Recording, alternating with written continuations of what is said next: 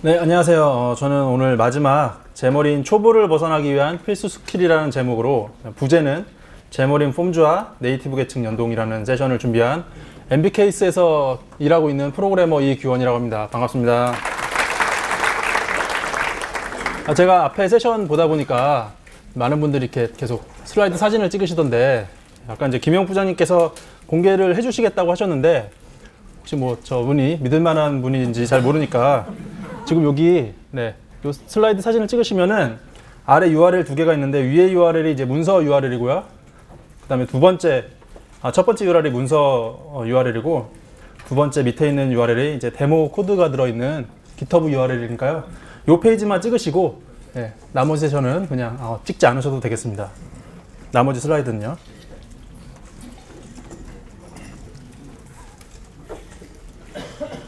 네. 뭐 저를 찍으셔도 됩니다.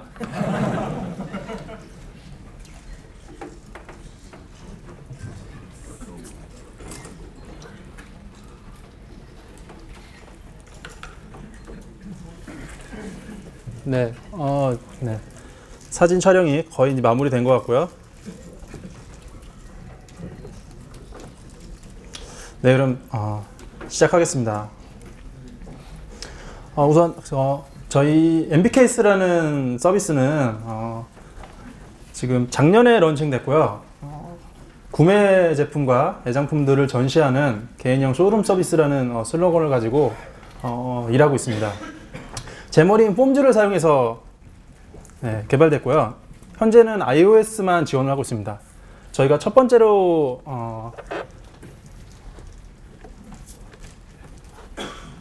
타겟팅한 시장이 북미 시장이라서 아직 안드로이드 앱은 아직 그 계획만 세우고 있고요. 아직 개발하진 않았습니다. 그래서 현재는 iOS 클라이언트만 있고요. 이 iOS 클라이언트를 제머린 폼즈를 사용해서 개발했습니다.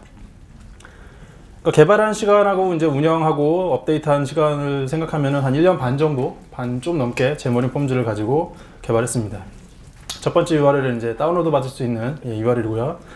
사실 이제 사용자가 늘어나는 거는 저희 CEO님이 바라시는 거고요. 저는 두 번째 URL은 저희 구인 광고 URL입니다. 저는 사용자보다 개발자가 빨리 늘어나길 바라고 있습니다.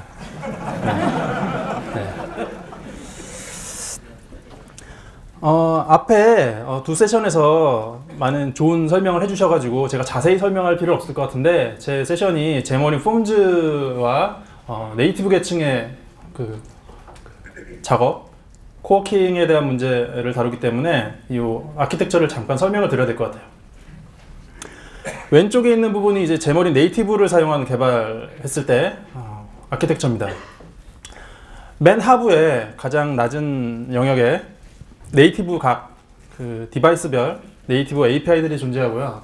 그 API를 사용해서 이제 제머린으로 개발할 때는 UI 로직을 C#을 사용해서 개발할 수 있습니다. 기존에 네이티브 언어를 사용할 때는 iOS는 오브젝티브-C나 스위프트, 안드로이드는 자바, 윈도우즈 폰은 뭐 역시 C#으로 작성할 수 있었는데 이것들을 다 C#을 사용해서 두 번째 세션에 보셨겠지만 그 네이티브 API와 거의 유사한 형태로 언어만 C#을 사용해서 작업할 수 있습니다. 그리고 나서 이제 비즈니스 로직 그리고 애플리케이션 로직은 이제 C#으로 작성을 해서 그 세 가지 플랫폼에서 모두 활용할 수 있게 되는 거죠. 이런 아키텍처가 이제 그 제머린 네이티브를 사용했을 때 아키텍처고요. 제머린 폼즈를 사용했을 때는 이제 공통 로직이 공통적으로 사용할 수 있는 코드가 더 많아집니다. 그래서 UI 로직 중에 일부가 공통적으로 사용할 수 있게 되고요. 이 부분은 C# 그리고 제머리라는 마이크로소프트가 예전에 개발한 응용 프로그램 개발하는 마크업 랭귀지를 사용해서 개발할 수 있습니다. 그런데 그림에서 보시다시피 이 C#과 제머를 가지고 크로스 플랫폼 UI 계층을 만드는 것이 가능한데 이것으로 모든 UI 계층을 다 커버하는 것은 실질적으로는 불가능합니다. 뭐 예제 코드, 제머린 폼즈 예제 코드 프로젝트를 실행하는 것은 가능하겠지만 실질적으로 프로덕션 환경에서 서비스할 수 있는 앱, 앱을 개발하려면은 분명히 네이티브 API를 이해해야 되고 그 API를 사용을 해야 됩니다. 그래서 네이티브 UI 로직이 전혀 제거되는 게 아니고 그 계층이 아주 얇아지는 거죠. 결과적으로는 이제 크로스 플랫폼 UI 계층과 네이티브 UI 계층이 서로 코오퍼레이션 해야 됩니다. 그래서 구체적으로 여기에 대해서 어떤 내용들을 제가 말씀드릴 거냐면은 플랫폼별 UI를 작성하는 법, 그리고 이거는 조금 내용은 다르긴 하지만 세 번째 내용과 좀 연관돼서 제가 하나 소개를 해드리는데 응용 프로그램 모니터링하는 법, 그리고 네이티브 서비스를 어떻게 크로스 플랫폼 레이어에서 사용할 수 있는가, 여기에 대해서 말씀드리고 마지막으로 간단하게 지금 프리뷰 단계에 있는 제머린 폼즈와 관련된 새로운 기능들, 준비되고 있는 기능들을 소개해드리겠습니다.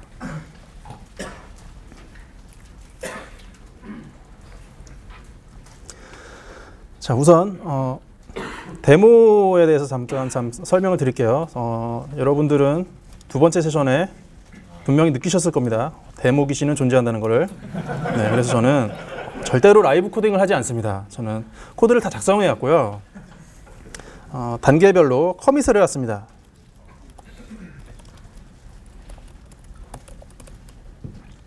네, 그래서 필요한 단계마다 해당 커밋을 체크아웃해서 그냥 실행만 할 거예요. 네, 중요 코드만 보여드리고 저는 절대로 코드를 작성하지 않을 겁니다.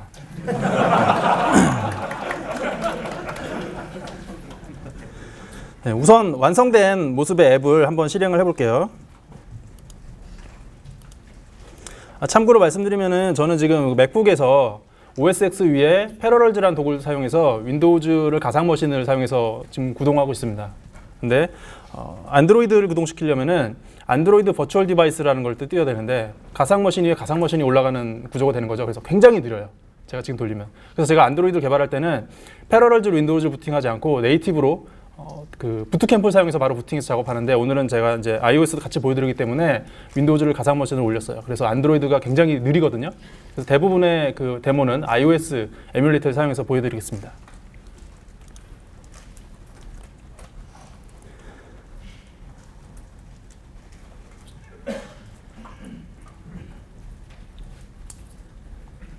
네, 빌드도 오래 걸리죠. 제가 아까 분명히 빌드를 해놨는데 네, 데모를 하려니까 오래 걸리고 있어요.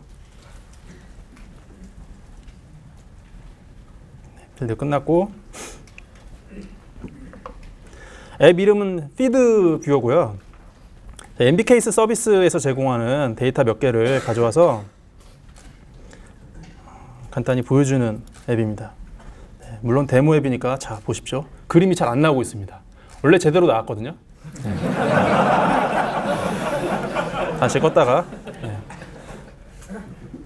네, 잘 나오죠? 네. 분명히 존재합니다. 네. 그래서 이 피드 몇 개를 계속 이제 고정된 데이터긴 합니다. 피드를 보여주고 여기서 이제 사용자 이름을 탭하면 사용자 뭐 프로필 페이지 같은 곳으로 이동하는 이런 앱입니다. 네, 다시 슬라이드로 돌아가서요.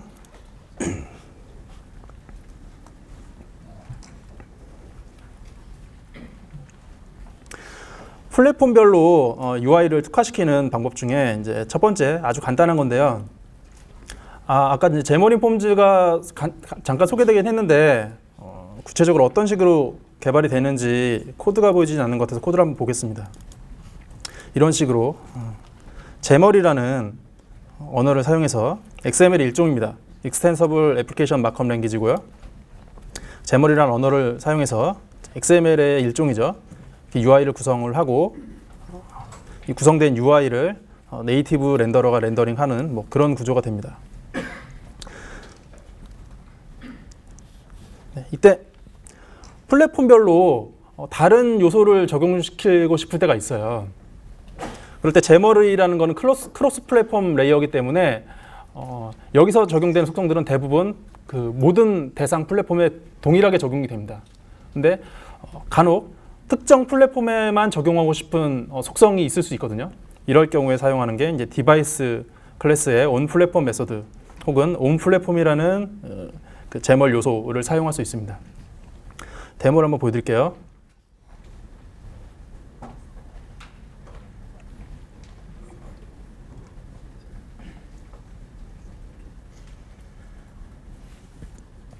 네, iOS 앱을 개발하다 보면은 간혹 이런 문제에 부딪힙니다.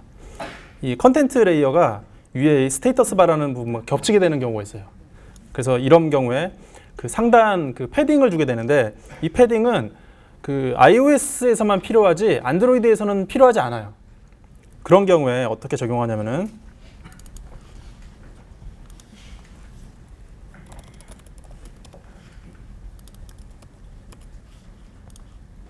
자, 여기서 보시다시피 특정 컨텐트 페이지에 패딩을 주는데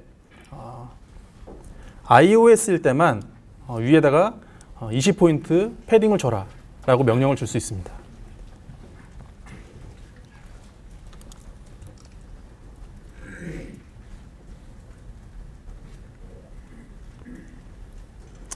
그렇게 해서 빌드해서 실행을 해보면은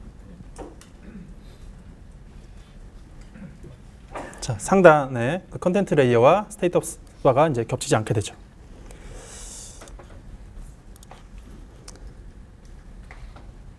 이게 자꾸 처음으로 들어가죠?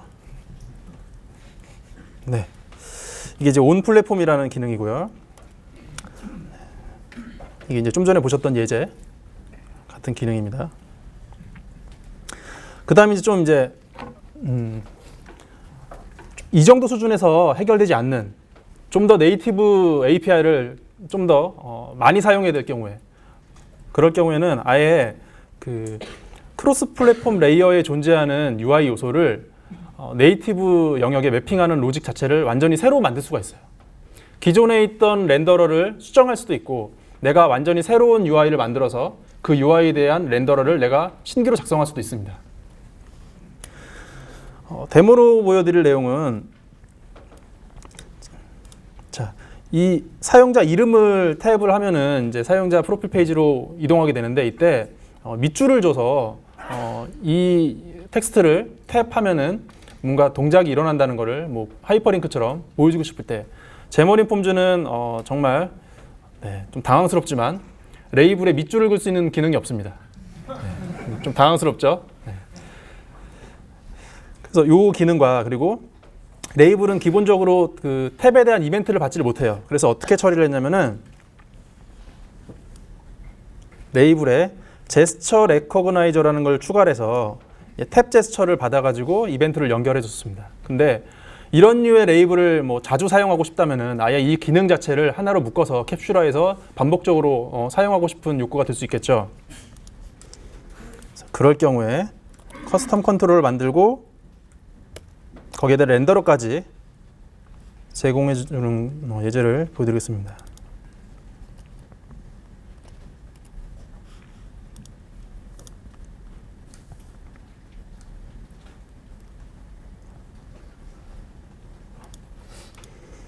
우선 실행부터 해보면요.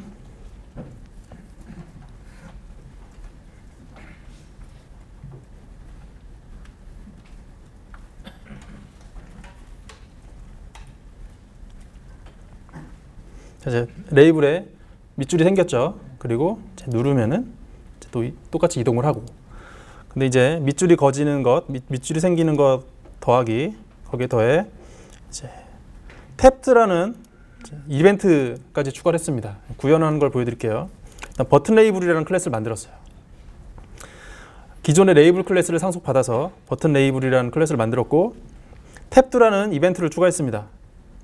그리고 외부에서 이 탭드 이벤트를 발생시킬 수 있도록 raise 탭드라는 메소드를 퍼블릭으로 노출을 시켰어요. 메소드 호출하면은 탭드 이벤트에 이벤트 핸들러가 등록돼 있을 경우에 이벤트를 발생시킵니다. 그럼 이 기능은 그 버튼 레이블이라는 UI 요소는 이 기능을 정의하고 있을 뿐이에요. 실제로 구현하지 않아요. 실제로 구현하는 거는 네이티브 영역에서 구현을 해줘야 돼요. 저는 오늘 iOS에 대한 구현체만 준비해 왔는데요. iOS 프로젝트에 버튼 레이블 렌더러라는 클래스를 만들었습니다. 만들었고 이 버튼 레이블 렌더러는 레이블 렌더러라는 iOS 제머린이 제공해주는 iOS에 매핑되는 레이블 UI 요소의 렌더러입니다. 그 렌더러를 상속받아서 우선 on element changed 뭐 이게 뭔지는 정확히 제가 설명드리지 않을 건데 어쨌든 UI 크로스 플랫폼 레이어의 요소와 이 네이티브 요소가 바인딩 됐을 때 발생하는 이벤트입니다. 그때 레이블 요소와 UI 레이블은 이제 네이티브 요소죠. 오브젝티브 C 개발을 해본 분들은 익숙하실 iOS 레이블 요소 두 요소를 가져와서 레이블에 있는 텍스트를 UI 레이블에 언더라인을 사용하도록 해서 텍스트를 설정해 주는 거예요. 이렇게 하기 때문에 크로스 플랫폼 레이어에서는 별다른 일을 해주지 않아도 이제 밑줄이 생기는 거죠. 그리고 이 컨트롤은 생성자에서 제스처 레코그나이저를 하나 추가해서 레코그나이저에서는 사용자가 탭을 했을 때 버튼 레이블을 가져와서 이 버튼 레이블에 아까 퍼블릭으로 노출해줬던 레이즈 탭즈라는 그 메서드를 호출하게 됩니다. 그러면 이제 크로스 플랫폼 레이어 영역에서 이벤트가 발생하겠죠.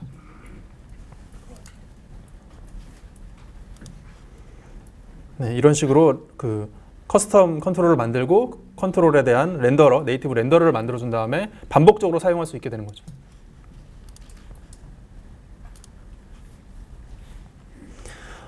그리고 이제 렌더러를 사용할 때는 이 렌더러가 특정 렌더러가 어떤 크로스 플랫폼 UI와 매핑되는지를 그 어셈블리 특성으로 지정해 줍니다. 어셈블리의 익스포트 렌더러라는 특성을 사용해서 이 네이티브 UI 렌더러는 어떤 크로스 플랫폼 그 레이어의 UI 요소와 연결되는 거야 라고 어셈블리 수준에서 특성으로 지정해 주는 거예요. 그럼 제머린 폼즈가 구동되면서 이 특성을 사용해서 런타임에 특정 UI 요소가 로드될 때마다 매핑되는 네이티브 렌더러를 가져와서 네이티브 UI를 구성하게 되는 거죠. 자, 다음은 최근에 추가된 제머린 폼즈 기능인데 이펙트라는 게 있습니다. 효과라는 건데 네이티브 렌더러를 사용해서 개발할 수도 있지만 네이티브 렌더러를 사용하기에는 좀 가벼운 기능들, 간단한 UI 요소의 외형이나 동작을 변경하고 싶을 때 이럴 때 사용하고요. 그리고 또 다른 네이티브 렌더러와 다른 점은 런타임에 적용했다가 해제했다가 할 수 있어요. 어태치와 디태치라고 부르는데요. 자, 그림을 보면서 설명드리면은 이 크로스 플랫폼 레이어 왼쪽에 있는 그림에 엘리먼트 클래스가 있는데 이 엘리먼트 클래스는 이제 UI 요소들의 베이스 클래스고요. 이 엘리먼트 클래스가 이펙트라는 개체 컬렉션을 가지고 있어요. 이펙트라는 멤버를 통해서 노출하고요. 이 이펙트 컬렉션에 특정 이펙트를 추가할 때마다 플랫폼에서 구현된 이펙트가 동작을 합니다. 그리고 제거할 때마다 제거에 대한 동작이 또 플랫폼 이펙트에서 동작을 하고요. 그리고 좀 전에 커스텀 렌더러에서 그 플랫폼 레이어의 코드와 크로스 플랫폼 레이어 네이티브 계층의 코드와 크로스 플랫폼 레이어 계층을 매핑 시켜줄 때 익스포트 렌더러라는 특성을 사용했듯이 여기서는 이펙트 ID라는 걸 사용하는데요. 이펙트 ID는 이제 두 가지 부분으로 나눠집니다. 첫 번째는 이제 리졸루션 그룹 네임이라고 하는데 이거는 다른 패키지나 라이브러리를 가져왔을 때 동일한 이펙트 이름과 겹칠 때 이런 상황을 막기 위해서 회사명이나 아니면 특정 프로젝트명, 패키지 이름 이런 걸 사용하게 됩니다. 네임스페이스와 비슷한 거죠.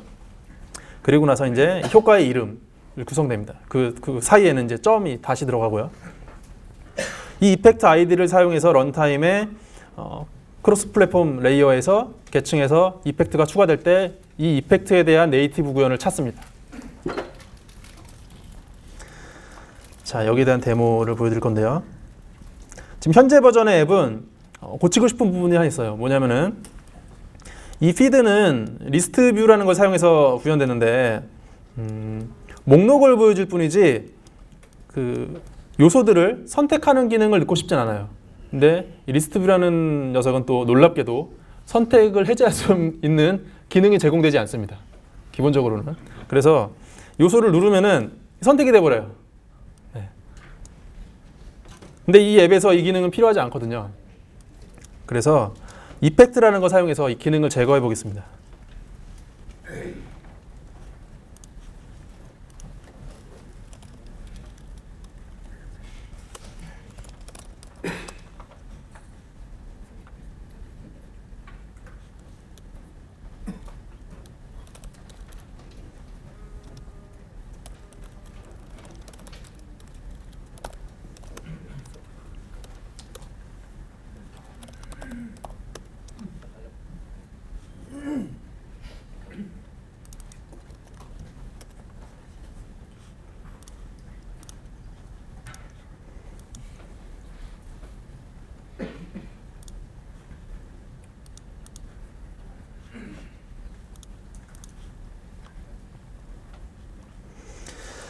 우선 피드 뷰어라는 크로스 플랫폼 계층의 프로젝트에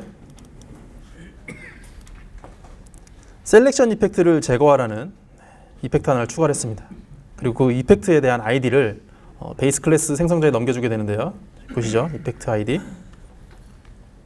이펙트 아이디를 feed view disable selection이라고 지었어요. 그러니까 앞쪽이 리졸루션 그룹 네임이고 뒤쪽이 이제 이펙트 네임이 되겠죠. 두 개가 합쳐져서 이펙트 아이디가 되고요. 다음은 iOS 프로젝트에 disable selection platform effect라는 이 이펙트에 대한 iOS 플랫폼 구현체를 만들었습니다. 이 구현체가 하는 일은 단순해요. 어태치 됐을 때 allow selection을 false로 줍니다. 그럼 이제 셀렉션 선택을 할 수 없게 되는 거죠. 뭐 디태치 코드도 만들어주면 좋겠죠. 하지만 이 데모에서는 사용하지 않았고요. 그럼 이펙트를 어떻게 사용하냐면은 제멀 코드에 보면은 리스트 뷰 이펙트에다가 이 disable selection 이펙트라는 걸 추가를 해줬습니다. 그럼 런타임에 이 이펙트가 리스트 뷰에 추가됐다는 것을 제멀 인폼즈가 감지하고 이펙트 아이디를 사용해서 그 네이티브 레이어인 iOS 어셈블리에서 이펙트를 가져와서 적용을 시키는 거죠. 실행을 해보겠습니다.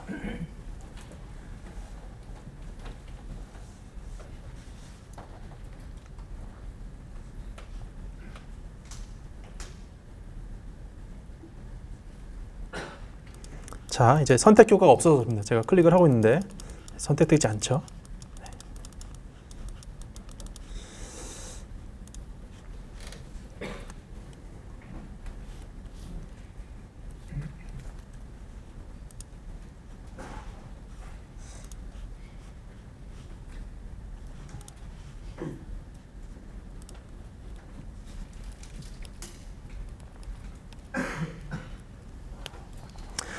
네, 다음은 이제 응용 프로그램 모니터링 얘긴데요.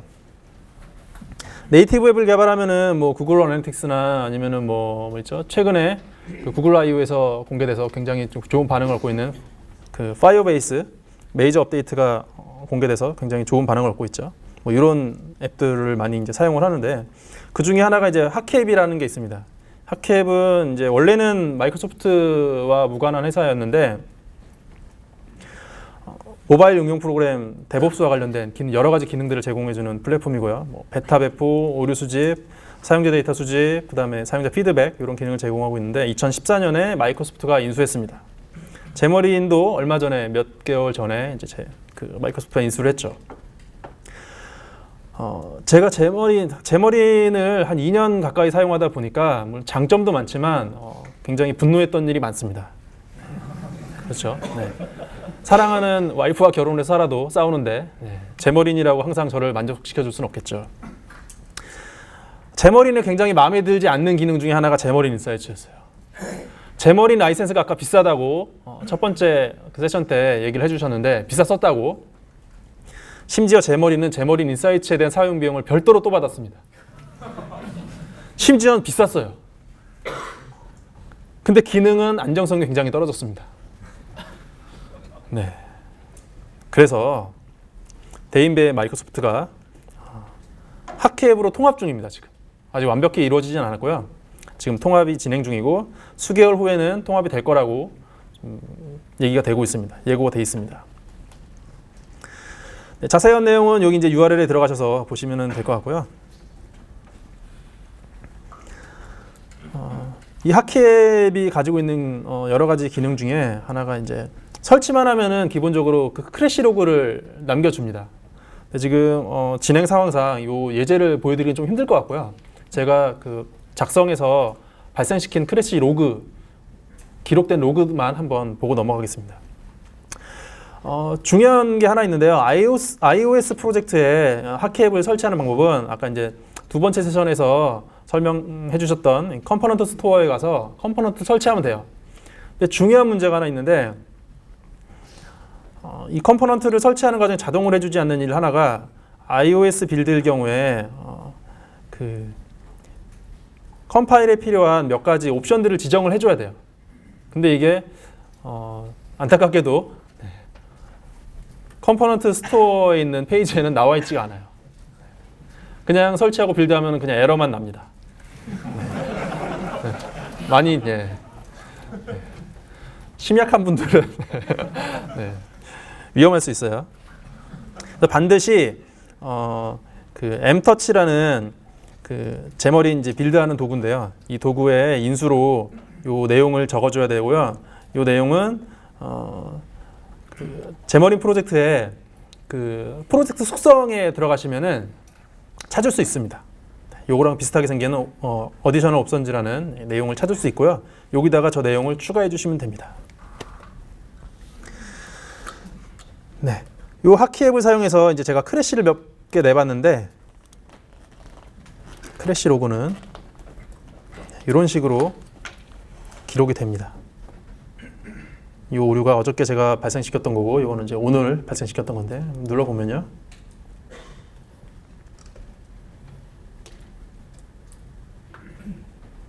뭐 이런 뭐 그래프도 나오고요. 뭐 언제 뭐 일주일간 몇 번 발생했는지 뭐 이런 거 나오고, 어디서 발생했는지, 단넷 코드 상의 그 스택 트레이스 보여주고, 또 자신 있는 분들은 네이티브 트레이스를 또 보고 좀 더 코드를 더 분석을 할 수 있겠죠. 그리고 이제 본 김에 하나 더 보여드리면은 다음 내용에서 보여드릴 내용인데, 피드백이란 기능이 있어요. 이게 좀 마음에 들더라고요.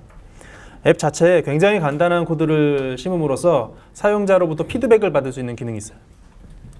제가 한번 피드백을 남겨본 겁니다. 제 이메일 주소랑 이메일 주소 사용해서 헬로월드라는 피드백을 남겨봤습니다. 이 기능을 제머린 폼즈를 사용해서 또 어떻게 구현하는지 좀 이따 설명을 드릴게요. 자, 이제는 그 크로스 플랫폼 계층에서 네이티브 UI 기능을 사용하는 법을 지금까지 설명을 드렸고요. 이번에는 UI 기능이 아닌 다른 기능에 대해서, UI 기능뿐만 아니라 다른 여러 가지 기능들이 이제 플랫폼 수준에서 제공될 수 있죠. 이런 기능들을 어떻게 제머린 폼즈에서 사용할 수 있는지 설명을 드리겠습니다. 제 세션에 가장 어려운 내용이 나와요. 고비입니다. 우선 의존성 역전 원리, 디펜던시 인버전 프린시펄이라는 거를 간단히 설명드릴게요. 사전적 정의를 한번 읽어보겠습니다. 높은 수준의 모듈은 낮은 수준의 모듈에 의존하지 않는다. 둘 모듈은 추상화에 의존한다. 그리고 추상화는 세부사항에 의존하지 않는다. 세부사항이 추상화에 의존한다. 이게 무슨 소리죠? 도대체 무슨 소리인지 모르겠죠? 네. 예 한 가지를 설명드릴게요. 이제 왼쪽이 의존성 역전 원리, 이건 뭐 흔히 이제 DIP라고 부르는데요. DIP가 적용되지 않은 경우입니다. 뭐냐면은 보시면은 이제 고수준의 모듈, 하이어 레벨 모듈이 로우 레벨 모듈을 사용해요. 뭐냐면은 하이 레벨 모듈 코드에서 로우 레벨 모듈 인스턴스를 가지고 얘가 제공하는 메서드를 호출하거나 뭐 이런 일을 하는 거죠. 그러면은 이제 패키지, 단넷에서는 어셈블리라고 그러죠. 어셈블리 두 개로 이 코드가 나눠져 있을 때 하이어 레벨 모듈이 로우 레벨 모듈을 참조를 하려면은 기능을 사용하려면은 패키지 A가 패키지 B를 참조하고 있어야 돼요. 안에 그 모듈과 패키지 사이의 의존 관계가 일치하죠. 의존 방향이. 근데 DIP가 적용되면 어떻게 되냐면은 패키지 A의 하이 레벨 모듈은 로우 레벨 모듈의 기능을 사용하고 싶은데 로우 레벨 모듈의 기능을 직접 호출하지 않습니다. 직접 의존하지 않는다는 거죠. 대신에 인터페이스를 사용해서 의존해요. 그리고 로우 레벨 모듈은 인터페이스가 정의하고 있는 기능들을 제공합니다. 자, 하이 레벨 모듈도 인터페이스를 알고 있고요. 로우 레벨 모듈도 인터페이스를 알고 있습니다. 인터페이스를 추상화로 보면은 두 모듈 전부 다 인터페이스에 의존하고 있습니다. 그죠? 그리고 하이 레벨 모듈과 로우 레벨 모듈은 서로 의존하지 않아요. 서로 관계를 모릅니다. 그렇죠? 그리고 이 관계가 적용되면은 왼쪽 그림과는 달리 패키지 B가 패키지 A를 참조하게 돼요. 로우 레벨 모듈은 인터페이스를 알아야지만 내가 구현할 수 있거든요. 그리고 하이 레벨 모듈은 로우 레벨 모듈을 몰라도 돼요. 자기는 인터페이스에만 의존하면 돼. 그러니까 패키지의 의존성 관계가 뒤바뀝니다. 반전됐다고 하거나 역전됐다고 하죠. 예, 좀 더 자세한 설명은 아래에 있는 링크에 가시면은 한국어로 설명된 내용이 있는데, 물론 제 블로그입니다. 네. 네, 이 DIP가 네이티브 모드를 사용하는데 어떻게 적용될 수 있는지 그림을 보면은 아까 그림과 똑같습니다. 똑같은데 이제 이름만 좀 바뀌었는데, 크로스 플랫폼 레이어에서 크로스 플랫폼 오브젝트가 네이티브에서 사용할 수 있는 어떤 기능을 사용하고 싶어요. 그러면은 네이티브 서비스를 직접 사용하지 않고요. 직접 사용할 수도 없습니다. 왜냐하면은 어셈블리 관계가 크로스 플랫폼 어셈블리를 네이티브 어셈블리가 참조하는 관계이기 때문에, 그렇죠? 크로스 플랫폼 어셈블리가 네이티브 어셈블리가 가지고 있는 코드에 직접 접근할 수가 없어요. 의존 관계가 반대이기 때문에. 그래서 크로스 플랫폼 오브젝트는 서비스 인터페이스를 정의한 다음에 그 인터페이스에 의존하는 크로스 플랫폼 오브젝트를 만드는 거예요. 구체적인 기능은 누가 알아서 해주겠지 라고 믿는 거죠. 그리고 네이티브 레이어는 서비스 인터페이스를 구현하는 네이티브 서비스를 만듭니다. 그래서 런타임에 크로스 플랫폼 오브젝트가 서비스 인터페이스를 요청할 때 어느 누군가가 네이티브 서비스, 즉 서비스 인터페이스의 구현체를 전달해 주면 돼요. 그 역할을 하는 것이 바로 IOC 컨테이너입니다. 인버전 오브 컨테이너고요. 인버전 오브 컨트롤 컨테이너고요. 여기에 대한 설명은 또 아래 URL에 가시면은 국문으로 작성된 문서를 보실 수 있습니다.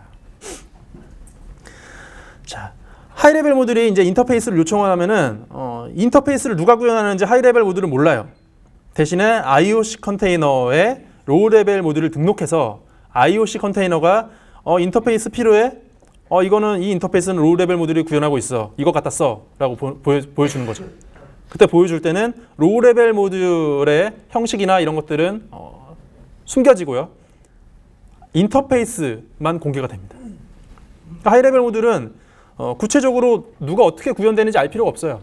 그죠? 그냥 내가 원하는 기능이 있어서 동작하기만 하면 되는 거죠. 이 IOC 컨테이너가 제머니 폼즈에 하나가 들어가 있습니다. 이제 디펜던시 서비스라는 건데요. 아주 단순한 역할을 해요. 원래 이제 IOC 컨테이너는 반넷에서는 민젝트라든가 오토팩이라든가 이런 게 있고, 자바에서는 가장 유명한 게 스프링 컨테이너가 있죠. 이런 것들이 있는데, 그런 것들은 굉장히 다양한 기능들을 제공합니다. 근데 이제 그 제머니 폼즈에 들어가 있는 디펜던시 서비스는 복잡한 기능, 파워풀한 기능은 없지만 빌트인 컨테이너고 아주 쉽게 사용할 수 있어요. 이런 장점을 가지고 있습니다. 모듈 등록은 특성을 사용해서 등록을 해요. 어셈블리 특성을 사용해서, 디펜던시라는 특성을 사용해서 그 서비스 구현체의 타입을 등록을 해줍니다. 그러면은 자, 여기서 이제 푸 서비스라는 구현체를 사용을 했는데, 아래쪽에 코드를 보시면은 푸 서비스는 iFoo 서비스라는 인터페이스를 구현하고 있어요. 그러면 이제 제머니 폼즈는 푸 서비스를 등록을 하는구나. 그러면은 얘가 어떤 인터페이스를 구현하고 있는지 파악을 해서 푸 서비스에 대한 그 인스턴스를 요청을 하면은 이 푸 서비스에 대한 인스턴스를 만들어서 제공을 해주는 거예요.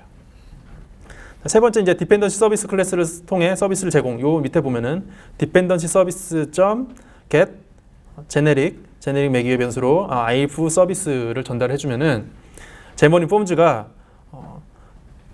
네이티브 모듈에서 등록된 foo 서비스라는 인스턴스를 생성을 해서 제공을 해주는 거예요. 이걸 가지고, 이 기능을 가지고 하키앱에 피드백 서비스 피드백 서비스를 한번 사용을 해보겠습니다. 피드백 서비스는 이제 하키앱 그 iOS 구현체가 제공을 해줘요. 그러니까 네이티브 코드인 거죠. 제머린 폼즈용은 없습니다. 그렇다 보니까 이 DIP를 적용해서 크로스 플랫폼 레이어에서 이 피드백에 대한 서비스를 요청을 하고 네이티브 코드가 이 서비스에 대한 구현체를 제공해주는 방법을 쓸 수 있겠죠. 그래서 아래 그림 보면 왼쪽에 보면은 이제 폼즈 UI 요소가 iFeedback 컬렉터를 참조를 하고 있습니다. 그러니까 의존하고 있습니다. 그리고 이 iFeedback 컬렉터라는 인터페이스의 구현체가 이제 iOS 어셈블리의 피드백 컬렉터라는 클래스로 제공이 되는 거죠. 그럼 이제 디펜던시 서비스를 사용해서 iFeedback 컬렉터 인터페이스를 구현하는 구현체를 주세요라고 하면은 제머니 폼즈가 디펜던시 목록을 찾아서 그 피드백 컬렉터 클래스 인스턴스를 만든 다음에 전달을 해주는 겁니다. 이거 데모를 한번 보겠습니다.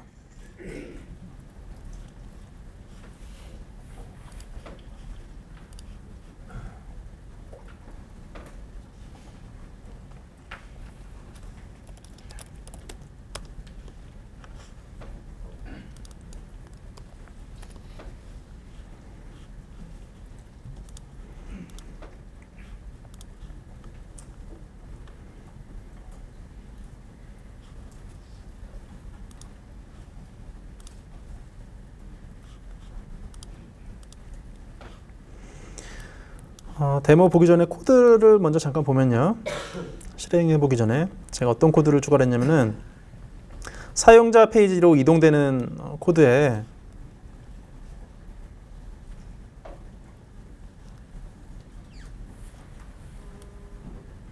on username 탭트라는 이벤트 핸들러에 제가 이동하고 나서 페이지로 이동하고 나서 5분의 1 확률로 죄송합니다.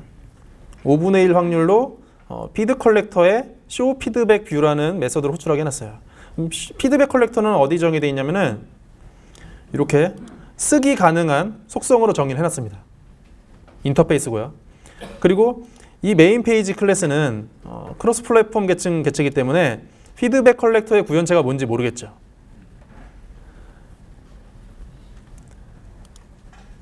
그래서 메인 페이지 클래스가 생성될 때 이 앱 클래스가 메인 페이지를 생성할 때 디펜던시 서비스를 사용해서 iFeedback 컬렉터에 대한 구현체를 피드백 컬렉터 속성으로 설정해 주는 거예요. 그럼 메인 페이지는 이 속성이 어디서 설정되는지 모르겠지만 어쨌든 설정이 돼 있다면은 show feedback view라는 메서드를 호출을 해서 피드백을 남기는 기능을 사용자에게 보여주는 거죠. 자, 피드백 컬렉터는 단순하게 이 메서드 하나를 정의를 하고 있습니다.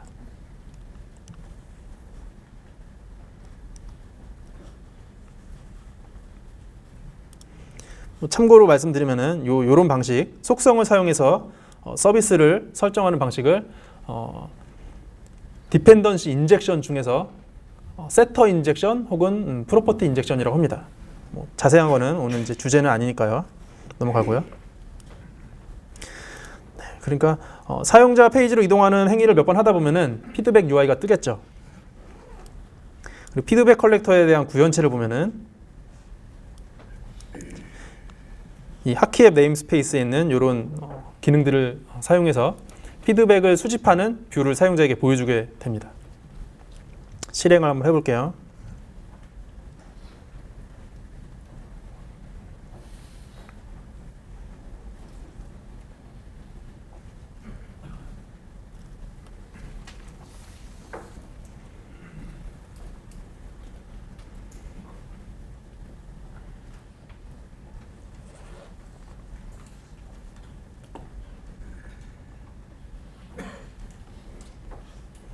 사용자 페이지로 이동을 몇 번 해보겠습니다. 떴네요. 네. 피드백을 작성하는 페이지가 뜨고 여기다가 뭐 이미지를 첨부할 수도 있어요. 이미지를 선택하고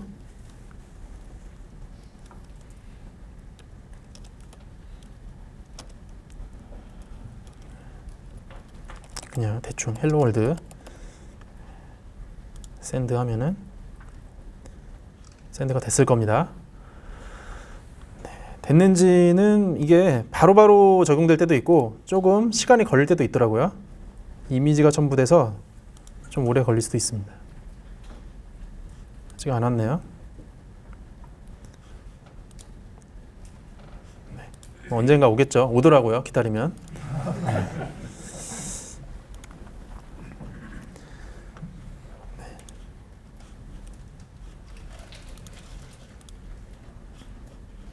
이렇게 디펜던시 서비스 클래스를 사용해서 DIP를 제머린 폼즈 프로젝트 사용하는 법을 살펴봤습니다.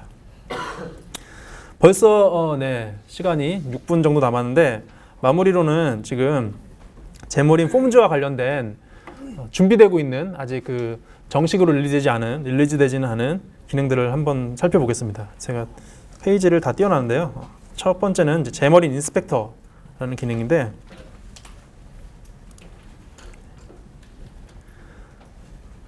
구동되는 앱의 상태를 체크하고 수정까지 해볼 수 있는 그런 기능입니다.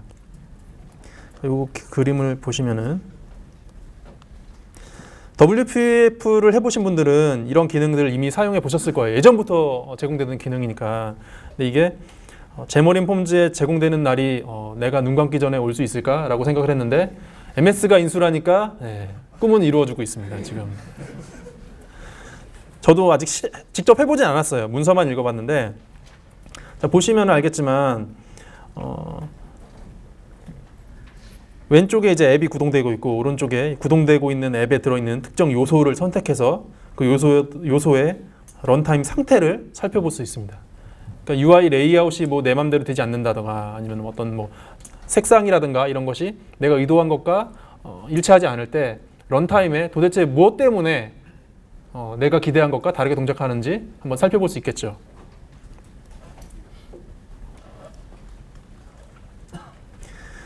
두 번째는 웹북스라는 건데 이건 사실 강의하는 분들이 좋아할 것 같은데요.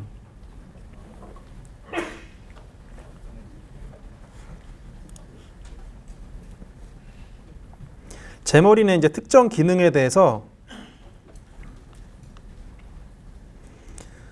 인터랙티브한 책을 작성하는 거예요.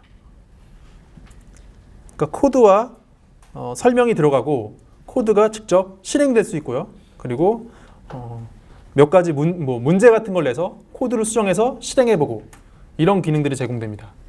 그러니까 뭐 라이브러리를 만들어서 배포하거나 할 때 아니면은 라이브러리를 만들어서 컴포넌트를 개발해서 판매하는 그런 회사의 경우에 항상 이거 어떻게 사용해요? 라고 많이 질문을 받잖아요. 이 웹북을 사용하면은 그런 수고를 좀 덜 수 있지 않을까 기대를 해봅니다. 세 번째는 스키아샵이라는 건데 스키아라는 그 이제 구글에서 만든 라이브러리의 영감을 받아서 만들어진 앱인데요. 만들어진 기능인데요. 한마디로 설명하면은 크로스 플랫폼 2차원 그래픽 라이브러리입니다. 제머린 폼즈를 사용하면서 이제 불편한 것 중에 하나가 그림을 그리는 기능이 없어요. 예를 들어서 내가 버튼을 만들고 싶은데 WPF를 사용한 분들은 제머를 사용해서 손쉽게 그 버튼을 디자인할 수 있습니다. 근데 제머린 폼즈는 그런 게 없거든요. 그러니까 버튼을 만들면 항상 네이티브 렌더러가 제공해주는 모습의 버튼만 만들 수 있어요. 근데 이런 단점을 보완해주는 라이브러리라고 볼 수 있겠습니다. 버튼뿐만 아니라 벡터 그래픽을 각 플랫폼에 동일하게 보여주는 벡터 그래픽을 크로스 플랫폼 레이어에서 만들고 싶다거나 이런 요구들이 있거든요. 아이콘을 만든다거나 할 때 이런 것들이 지금까지는 불가능했는데 앞으로는 이 라이브러리를 사용해서 가능해질 것 같습니다. 코드를 보시면은 뭐 GDI 플러스라든가 이런 라이브러리 사용하듯이 이렇게 사용하면은 벡터 그래픽이라든지 뭐 이런 걸 만들 수 있다고 합니다.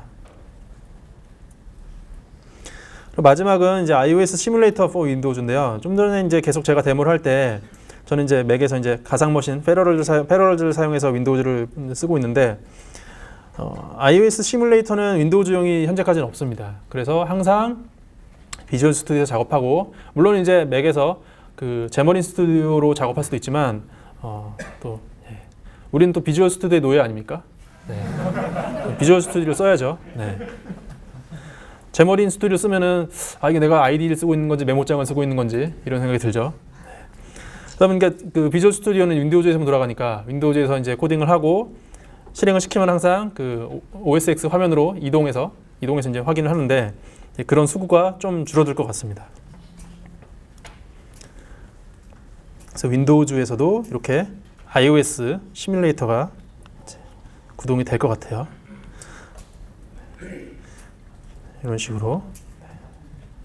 근데 중요한 게 뭐냐면은 제머린을 사용하더라도 iOS의 경우에 빌드나 빌드된 바이너리의 실행은 반드시 맥이 있어야 돼요. 이 iOS 시뮬레이터 4 윈도우즈도 마찬가지인데요. 이거는 그 윈도우즈에서 시뮬레이터가 구동되는 게 아니고 맥에서 구동되는 것의 일종의 그 뷰어라고 볼 수 있어요. 아까 두 번째 세션에 그 안드로이드 단말기를 그 웹 화면에서 이렇게 볼 수 있었듯이 그렇게 이해하면 되실 것 같습니다. 그래서 그 항상 맥이 네트워크로 연결돼 있거나 저처럼 그 가상 머신을 사용해서 윈도우즈와 맥이 동시에 돌아가고 있거나 뭐 그렇게 돼야 됩니다.